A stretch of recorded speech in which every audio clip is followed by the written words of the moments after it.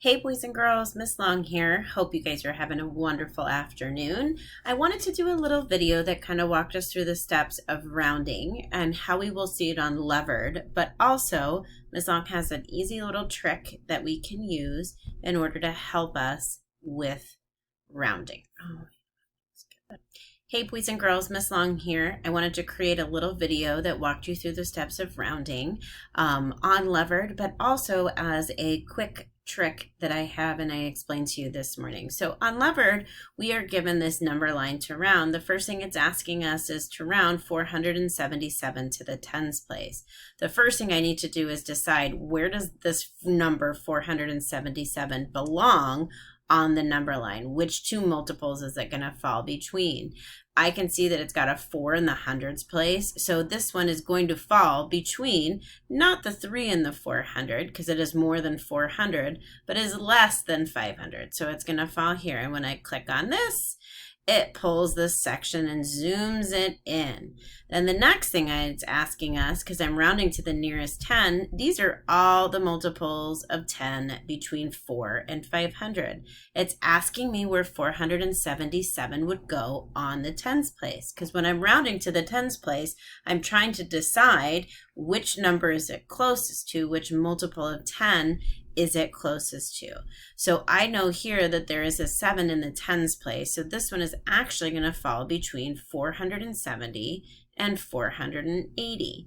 So when it zooms it in even farther, I can now place 477 where it goes on the number line. I know that this is 470, means this is 471, 472, 473, 474, 475, 476, 477. So I can move this here.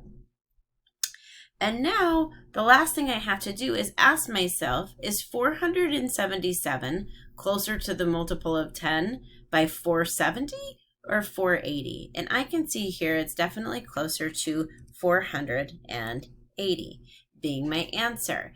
Well, today, boys and girls, we talked about a strategy that we can use for rounding numbers when we don't have a number line. And this strategy is pretty simple.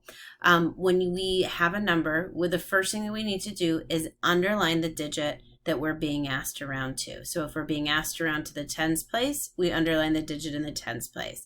If we're being asked to round to the hundreds place, then we underline the digit in the hundreds place.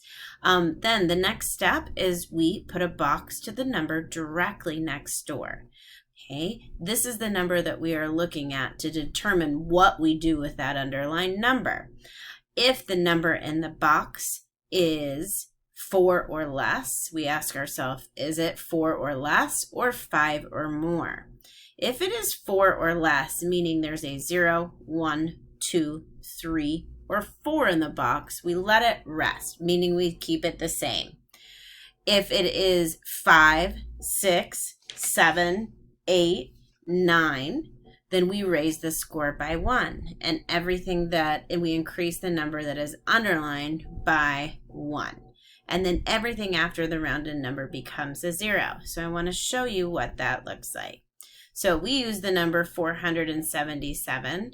If I was to write that on my whiteboard here, 477, and I'm rounding to the nearest 10. So the first thing I need to do is underline the digit in the tens place, and then I need to put a box around the number next door. I ask myself about the number in the box. Is it 4 or less or 5 or more? Since this is 5 or more, I'm going to raise the score of the underlined number. Now, the hundreds place doesn't change. However, the digit in the tens place is going to be increased by 1. I'm raising the score. 1 more would make this an 8. And the final step of our routine is that everything to the right of the underlined number becomes a 0. We did that same process with Levered on the number line. However, if we don't have a number line to work with, then it definitely makes it kind of difficult.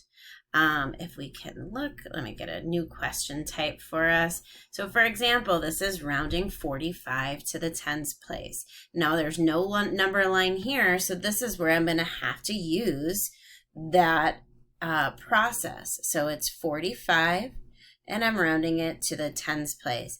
I need to underline the digit in the tens place. I need to box the number next door. I ask myself 4 or less, 5 or more. This also happens to be a 5, so that tells me I'm going to need to raise the score of the underlined digit by 1. 1 more than 4 is 5. The final step says everything to the right becomes a 0. So 45 rounded to the nearest 10 is 50. I can also repeat this process here too if I'm rounding a number to the nearest 100. So let's say I have I have 328, and I'm being asked to round 328 to the nearest 100. What I'm asking myself here, is this going to be closer to 300 or is it going to be closer to 400? If I don't have my number line and I can't visualize that, my friends, I'm going to underline the digit in the hundreds place because that is where I'm rounding to. I'm going to go ahead and box the number next door. Now I ask myself if the number in the box is 4 or less or 5 or more. In this case, the digit in the box is a 2, meaning that it's 4 or less. So I am going to let the underlined number rest. What that means is it is going to stay the same. Everything to the right of this underlined digit now becomes zeros. So if we were thinking about it on that number line that we've been shown on Levered, it was asking us if 328 was closer to 300 or 400. And through this process, asking ourselves 4 or less, 5 or more, we're able to determine that it's actually closer to 300. So this video here is just to help you practice as a review. Rounding can sometimes be challenging because it's new, but it is the same process over and over and over again. So with practice, it will definitely become easier, my friends.